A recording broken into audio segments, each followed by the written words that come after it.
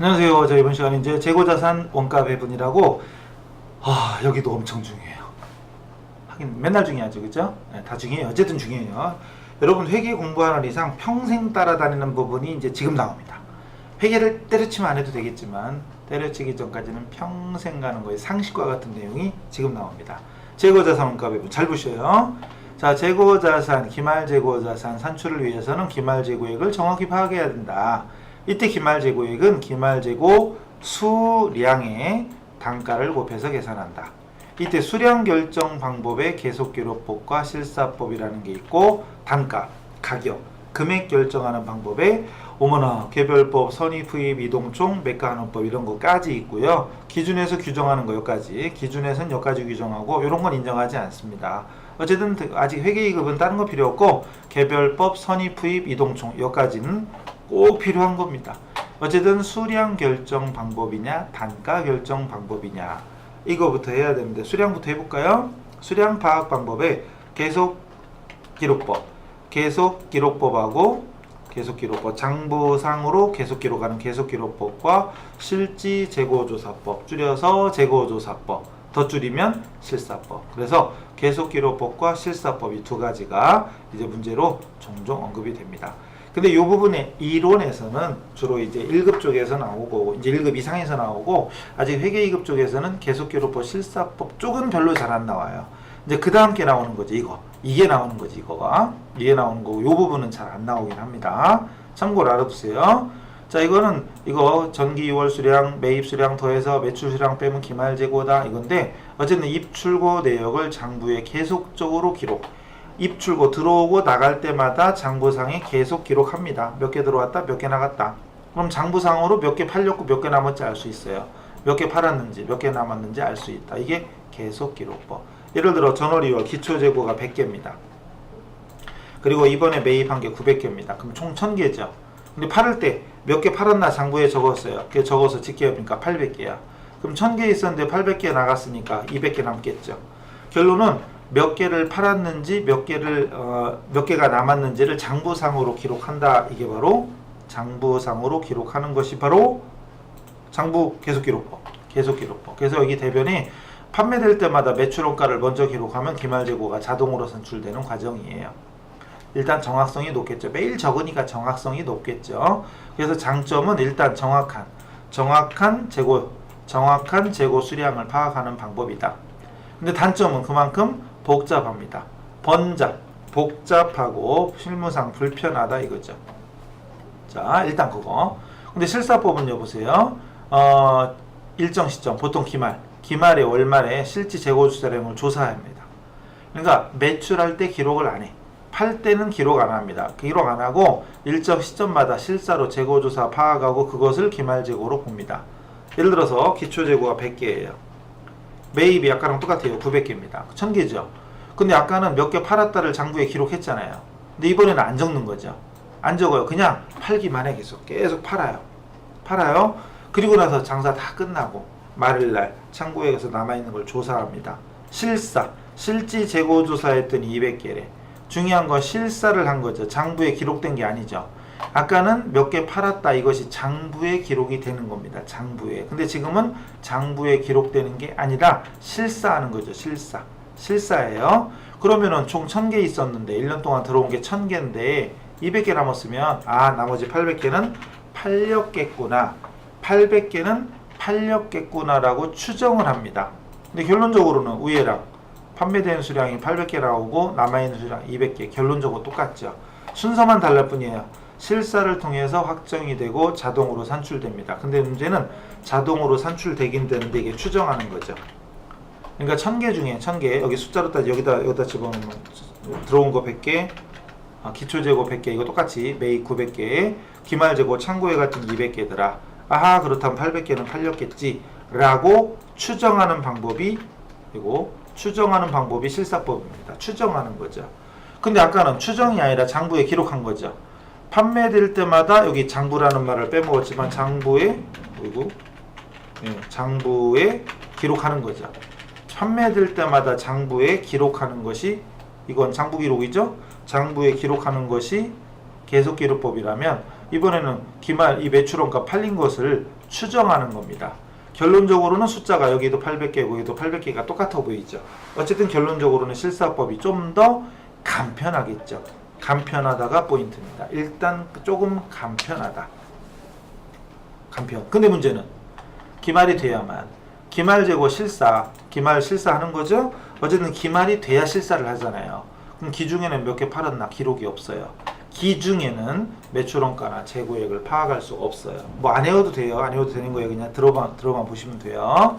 자, 그 다음에 또 있습니다. 이대로 끝나면 좋은데, 자, 이제 아직 2급에서는 안 나와요. 안 나오는데, 예를 들어서 지금 여기는 200개하고 여기도 200개는 거 똑같잖아요. 똑같으면 상관이 없어요. 근데 예를 들어서 만약에 이거 190개래. 만약에 190개면 그럼 810개가 팔렸겠구나 이렇게 되죠. 그럼 만약에 장부는 장부대로 적고 실사는 실사대로 했다. 두 번 했다. 같이 했다 그러면 이상하다. 장부는 200개인데 190개네? 없어졌구나. 이렇게 할 수 있죠. 근데 한 가지 방법만 하면 계속기록법이든 실사법이든 한 가지 방법만 하면 없어진 줄 모릅니다. 그죠? 이제 200개 있겠거니 190개 있겠구나. 끝 이거죠. 근데 같이 하면 장부는 200개인데 실제로 190개네? 그럼 10개 없어졌네? 없어진 거죠.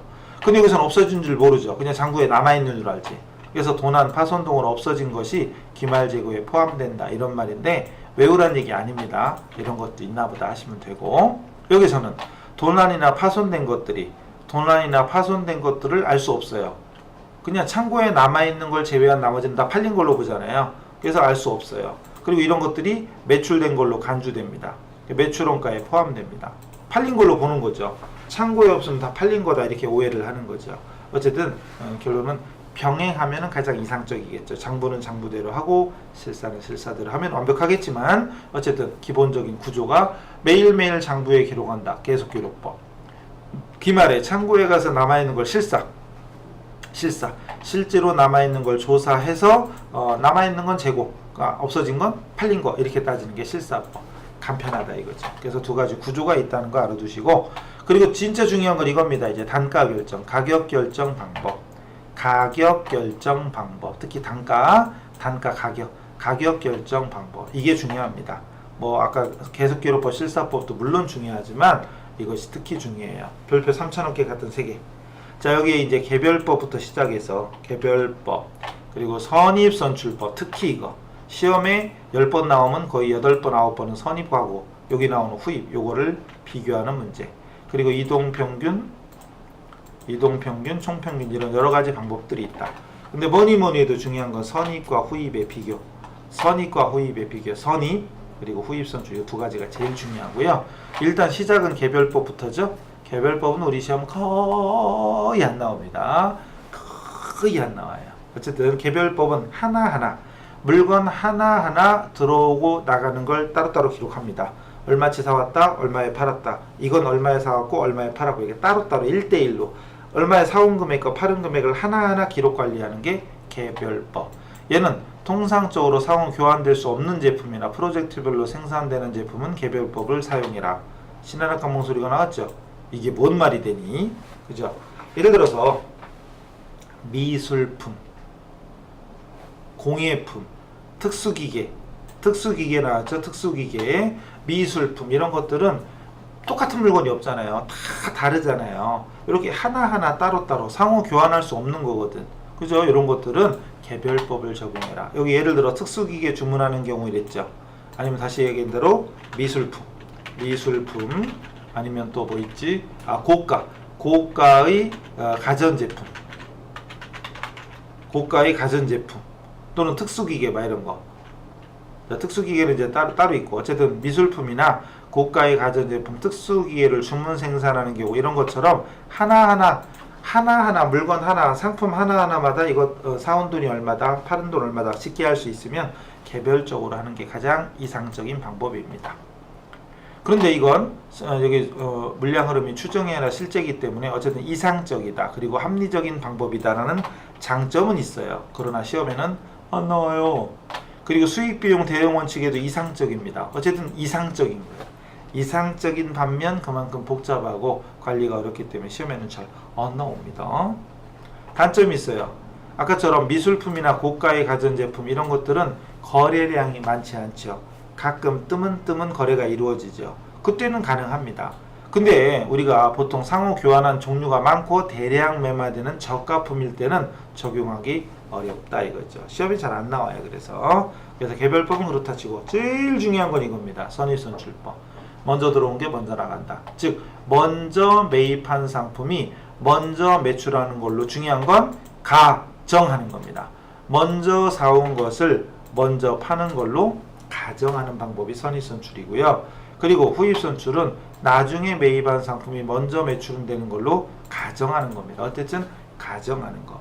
근데 선입이나 후입 이것은 말로 하는 것보다 직접 일단 문제를 보시고 여기 예제 있죠? 문제를 보시고 파악하는 것이 더 좋습니다. 그래서 문제는 여기 4줄밖에 없는데 해설은 여러 개죠. 자, 이거하고 선입선출, 그 다음 후입선출, 그리고 이동평균, 총평균 이 4가지는 완벽히 터득해야 돼요. 선입, 후입, 이동, 총 4가지는 터득하셔야 됩니다. 선입부터 자 100개 1000원짜리가 기초재고였고요. 그리고 200개 1300원짜리 매입했고 200개 2000원에 매출했죠. 그럼 매출된 건 총 얼마지? 매출된 건 200개 2000원이면 40만원이네요. 40만원 매출했고요. 또 300개 1500원 사왔어요.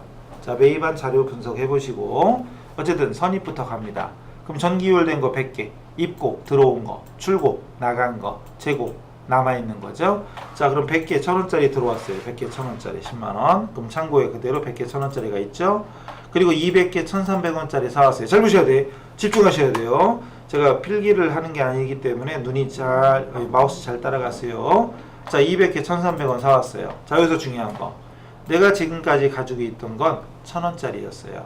동일한 품목이. 근데 이번에 사온 건 1300원짜리입니다. 동일한 품목인데 단가가 다르죠. 그럼 이렇게 따로따로 적어요. 이렇게 따로따로 1000원짜리 100개 1300원짜리 200개. 그럼 위에 있는 게 선입입니다. 먼저 들어온 걸 먼저 적어요. 선배부터 먼저 들어온 거 위에 적고 나중에 들어온 거 밑에 적습니다. 이 상태에서 10날 200개 팔았죠. 200개를 팔았죠.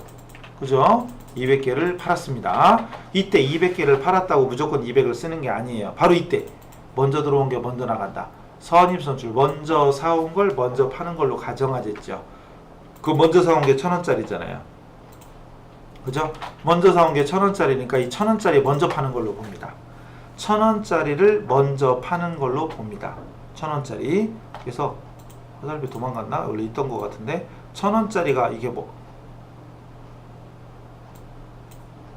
이게 이게 위에다 붙이면요. 위에다 붙이면 이게 화살표가 지 맘대로 움직일 때가 있어요. 자 이렇게 1000원짜리를 먼저 파는 걸로 가정합니다. 근데 1000원짜리는 100개 있었으니까 100개 줘야죠. 오늘 팔린 건 200개죠. 그럼 나머지 100개는 나중에 들어온 1300원짜리로 파는 걸로 보는 겁니다. 그게 먼저 사온 걸 먼저 파는 걸로 보자 이거죠. 자 중요한 건 잘 보셔야 돼요. 이 금액은 매출액이죠. 이건 매출액. 매출액은 40만원입니다. 40만원. 근데 여기 있는 금액 두 개 합치면 23만원이죠. 23만원. 이 금액은 매출원가입니다. 이 금액은 매출원가예요. 매출원가.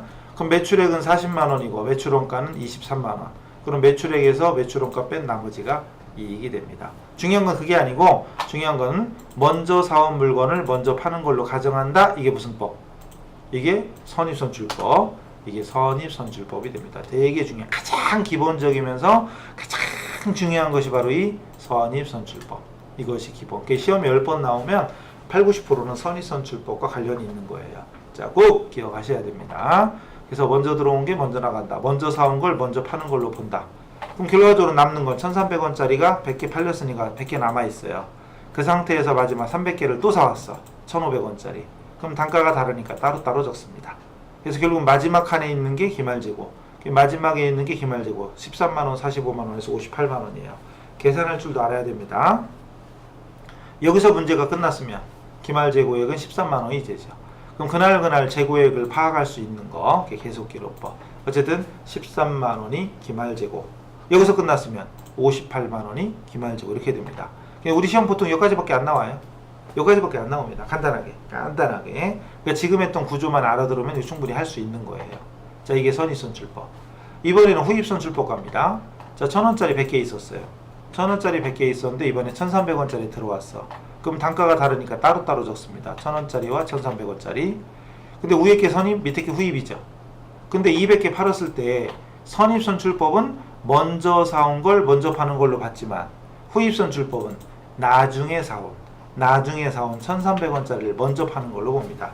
나중에 사온 걸 먼저 파는 걸로 보는 게 후입선출법이에요. 나중에 사온 걸 먼저 파는 걸로 보는 게 후입선출법입니다. 그러면 200개를 다 1300원짜리로 주면 되겠죠. 그러면 밑에 건 다 팔리겠네.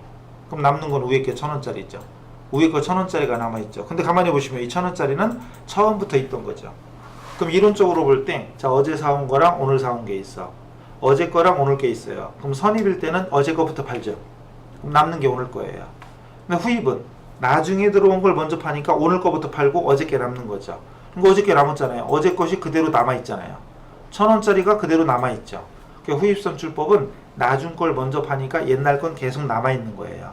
옛날 건 계속 남아있으니까 그럼 심지어는 5년 전, 10년 전 금액이 될 수도 있다는 얘기죠. 어쨌든 후입선출법은 옛날 금액으로 남게 됩니다. 자, 우리 시험 여기까지만 나온다고 가정했을 때 여기까지는 직접 여러분이 풀 수 있어야 됩니다. 그랬다면 여기 있는 금액 26만원은 매출원가가 되고 10만원은 기말재고가 됩니다. 여기서 끝났다면. 근데 여기는 다시 또 300개를 사왔기 때문에 기말재고가 이거 55만원이 됐어요. 근데 요까지를 먼저 연습하세요. 그래서 메인 매출 요까지 한 번 정도는 반드시 숙지하셔야 됩니다. 되게 중요한 거예요. 자, 여기 팔린 거는 매출원가. 매출액은 여전히 여기 40만원이에요. 매출액은 말할 것도 없이. 그래서 선입선출법은 먼저 사온 걸 먼저 파는 거고 후입선출법은 나중에 사온 걸 먼저 파는 거다라는 게 다른 거죠. 그 다음 이동평균법. 나오면 제일 귀찮아요. 매일매일 해야 되니까. 자, 1000원짜리 100개 있었습니다. 1000원짜리 100개 있었는데 이번에 1300원짜리 200개 사왔어요. 그럼 수량이 300개가 됩니다. 자, 100개 있었는데 200개 들어왔으니까 수량이 300개가 되는 거고 10만원어치 있었는데 26만원 들어오니까 36만원이 됩니다.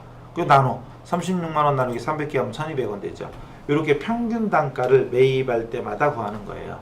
매입할 때마다 평균 단가를 구합니다. 1200원 나왔죠? 그럼 그 1200원을 이제 매출 단가, 매출 200개 팔았다 그러면 200개에 1200원 24만원. 매출원가를 산정합니다.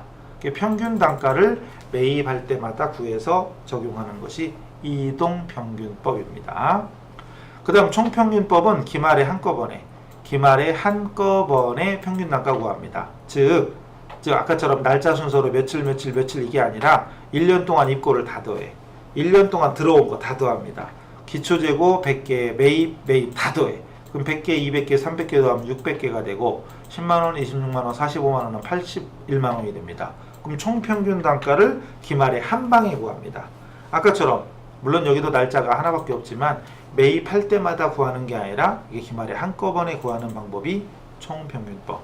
그럼 이 평균 단가를 한 번에 구하고 나서 그거를 여기 매출원가 구할 때나 기말재고 구할 때 대입을 시키는 거예요.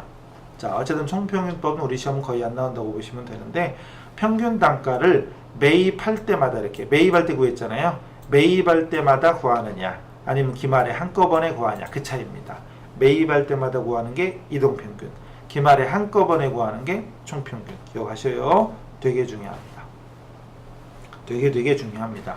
그럼 선입선출, 후입선출 중에 평균법은 선입선출, 후입선출의 중간쯤에 가겠죠. 어제 거랑 오늘 사온 거였는데 평균 단가는 평균을 내는 거니까 선입하고 후입의 중간에 나오겠죠.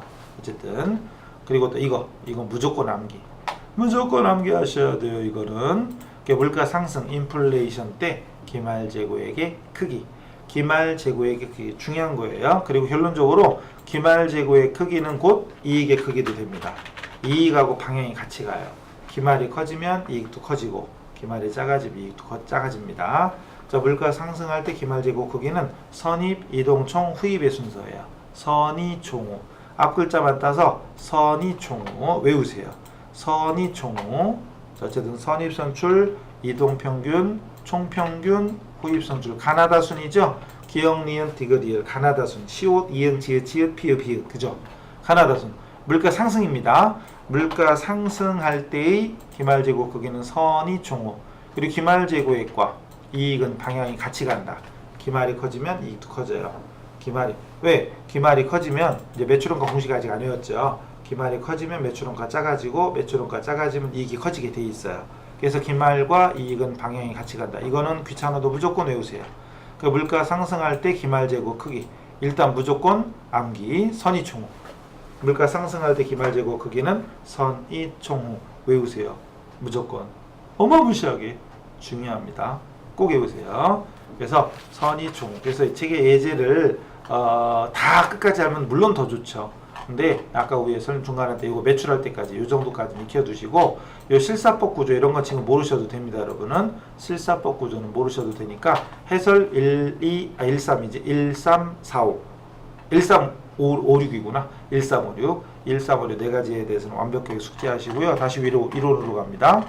그럼 선의선출법은 매입 순서대로 팔리는 걸로 가정해라. 매입순법 먼저 매입한 걸 먼저 매출된 걸로 가정해라. 그러면 장점은 기말재고자산이 현재에 가까운 금액으로 표시된다. 기말재고자산이 현행원가 시가로 표시된다. 즉 선입선출은 먼저 들어온 게 먼저 나가는 거, 어제 거 오늘 거 중에 오늘 것이 남는 거죠. 최근 거잖아요. 최근 거 현재 너무나도 당연하지만 그게 장점이고요. 그리고 일반적인 물량 흐름과 유사하다. 일반적인 물량 흐름, 즉 상식적으로 어제 거랑 오늘 거 있으면 어떤 거부터 팔아요? 그렇죠. 어제 거부터 팔려고 하는 게 상식이잖아요. 그게 먼저 들어온 게 먼저 나간다 이거죠. 이게 장점인데 장점을 알면 단점은 자동으로 나와요. 자, 선입선출법의 장점은 기말재고액이 최근에 가깝다. 그리고 일반적인 물량 흐름과 비슷하다. 단점은 현재의 매출액의 과거의 매출 원가가 대응. 즉 어제 거 오늘 거 중에 물건 오늘 팔았는데 원가는 어제 걸로 기록되잖아요. 어제 들어온 게 먼저 팔리는 걸로 봤죠? 그 원가야. 그 원가는 어제 거, 과거고, 매출은 현재고, 현재와 과거가 매치. 그러니까 수익 비용 대응 원칙에 부합하지 않는다. 이게 단점. 그리고 물가 상승하면 기말 재고가 커집니다. 기말 재고가 엉뚱한 게 적히네. 기말 재고가 커집니다. 그래서 이익이 과대계상돼요. 이익이 과대계상되면 그러면 세금도 많아집니다. 근데요, 이 단점은요, 좀 이따 후입선출법으로 가봐요. 후입선출법은 나중에 매입한 걸 먼저 파는 걸로 가정하고요.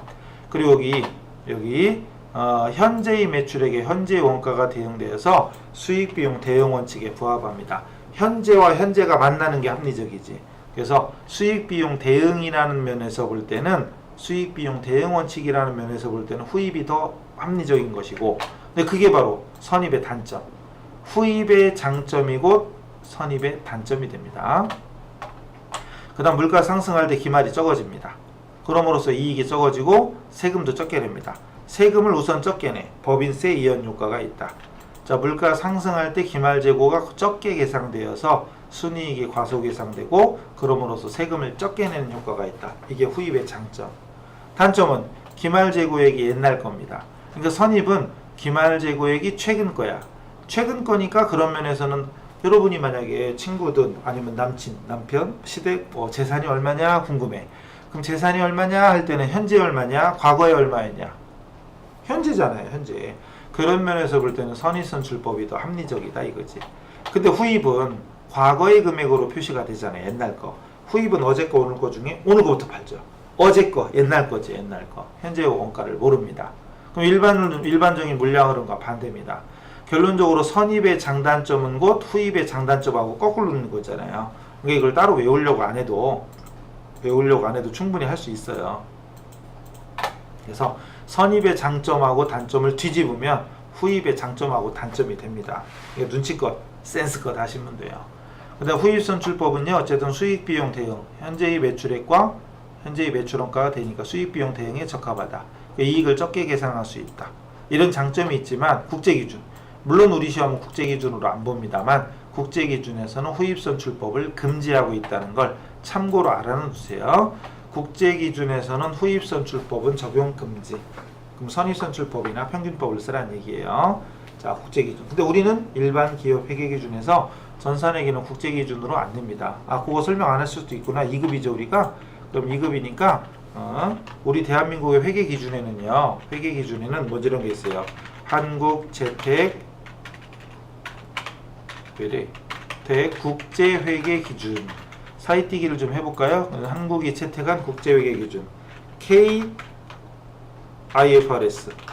국제회계기준의 K팝처럼 한국이 택한 KIFRS가 있고, 그 다음 일반 기업 회계기준이 있고요. 중소기업 회계 기준 이렇게 여러 가지가 있어요. 여러 가지가 있는데 한마디로 그냥 간단하게 상장기업은 상장기업, 뭐 대기업은 상장기업, 대기업은 한국채택국제회계기준.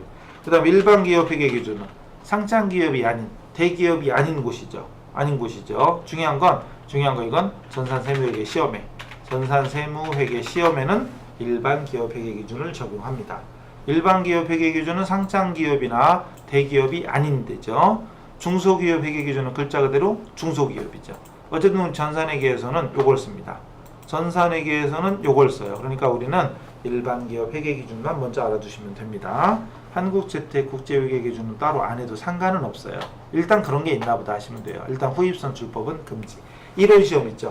혹시 기업회계 보실 분들, 여러분들은 후입선출법 금지도 되게 중요한 거예요. 그리고 이동평균법은 매입 단가가 다를 때마다 평균 단가를 계산한다 라고 써놨는데, 매입 단가가 다를 때마다 바꿔 말하면 매입할 때마다 평균 단가를 구하는 겁니다. 매입할 때마다. 그럼 계속적으로 기록해야 되고, 총평균법은 일정 기간 전체를 대상으로 평균 단가를 구한대요. 즉 언제? 기말에. 일정 기간 전체를 대상으로 바꿔 말하면 기말에 한꺼번에 구하는 거예요. 그럼 기중에는 알 수가 없죠. 기중에는 평균 단가가 안 나오니까 매출원가나 기말 재고를 구할 수가 없어요. 그 다음에 수량과 단가 결정과의 관계라고 돼 있죠. 수량과 단가 결정과의 관계인데, 이거 뭐 꼭 중요한 건 아니고, 자, 개별법과 선입후입은 계속기록법과 실사법을 다 적용할 수 있어요. 계속기록법과 실사법은 개별법, 선입선출, 후입선출 세 가지 방법은 개별법으로 할 수도 있고, 계속기록법으로 할 수도 있고, 왜 이러죠? 계속기록법으로 할 수도 있고, 실사법으로 할 수도 있어요. 심지어 여기 여러분 이거 두 개 다 표시해 놓으세요. 개별법과 선입선출법 요 사이에 표시해 놓으세요.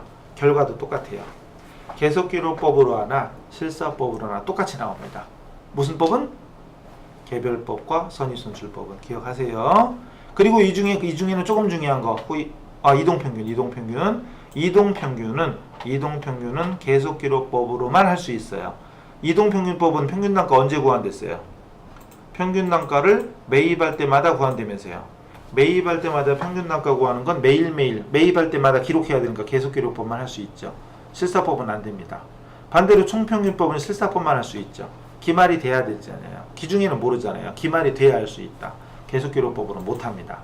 자, 다시 개별법과 선입은 계속기록법으로나 실사법으로나 결과는 똑같다고 그랬고요. 후입은 둘 다 적용할 수는 있지만 금액은 달라요. 근데 개별법이나 선입은 결과도 같아요. 금액도 같아요. 자, 그래서 계속기록법과 실사법, 그리고 또 선입, 후입, 이동, 총 이런 단가 결정 방법에 대해서 알아봤는데, 되게 중요한, 평생 따라다니는 게 바로 이 선입, 후입, 이동, 총. 특히 선입, 후입 이 두 가지는 우리 회계를 때려치는 그 순간까지 평생 따라다닙니다. 귀찮아도 예제를 통해서 계산구조 익히세요. 그럼 이론 정리가 쉽습니다. 이론만 외운다고 되는 게 아니라 계산을 하면서 먼저 들어온 게 먼저 나가는지, 나중에 들어온 게 먼저 나가는지를 이렇게 자꾸 생각하시면 이론은 자동 정리가 됩니다. 자, 이래서 재고자산 파트를 마치는 걸로 하겠습니다. 이론 정리하시고 관련된 분계 따라잡기, 객관식 문제 자꾸 풀어보면서 수업을 들으셔야 효과가 배가 됩니다. 아시겠죠? 자, 잠시 후에 나중에 뵙겠습니다. 수고하셨습니다.